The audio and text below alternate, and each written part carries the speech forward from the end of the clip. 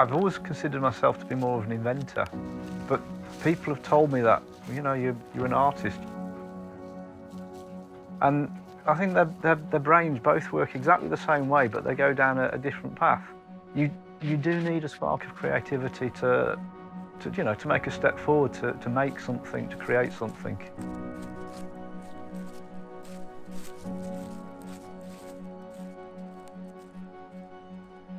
I was the sort of kid who took my toys apart. Parents stopped buying me toys at the age of about 4 and 5 because I dismantled them. And they started taking me they literally took me to the tip of the scrapyard, and I'd come back with old calculators, oscilloscopes, anything technical looking. And I'd quite happily sit there and just take them apart. I've always been fascinated with how things work. And I knew I always wanted a job or a career in electronics. And gradually my career sort of progressed, and I found myself in management, which is not where I wanted to be. I wasn't doing much, with my hands. I wasn't making things. And I just decided I could end up in management for the rest of my life. I mean, I had a mini stroke in 2016, purely as the result of stress.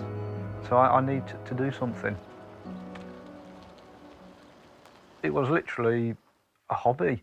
I never intended for it to make any money. It was just something to do. I got to the point where every evening I was in the spare room at home. So we decided to rent a very small unit. I had, no idea back then what would happen.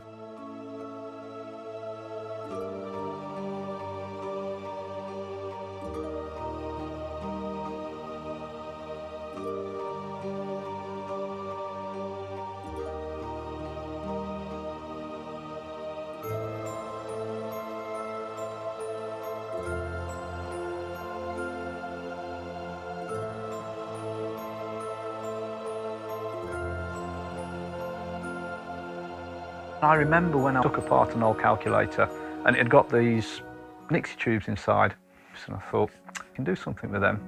So I made a clock, and it sort of went from there really. I made one clock and I sold it and made a decent profit on it. So I brought some more parts, made another clock, and over the last 5 years it's gradually grown to the point where I'm at now. If it's old and it's not plastic, and I can fit the electronics inside, then I will turn it into a clock. So a Nixie tube, it's a glass cylinder, and inside we have all the digits from 0 to 9 individually formed out of stainless steel wire. It's inserted into the glass tube, sealed, all the air is removed and it's filled full of neon gas. And then when you apply a high voltage, the relevant digit will illuminate. The Russians made them in their millions during the Cold War. As soon as the LED was invented, they became obsolete, but they stockpiled them in warehouses. So you could go and order, say, 200 tubes, and they'll arrive in a couple of weeks from Russia in a box, and it's all sealed up, but it's dated 1981.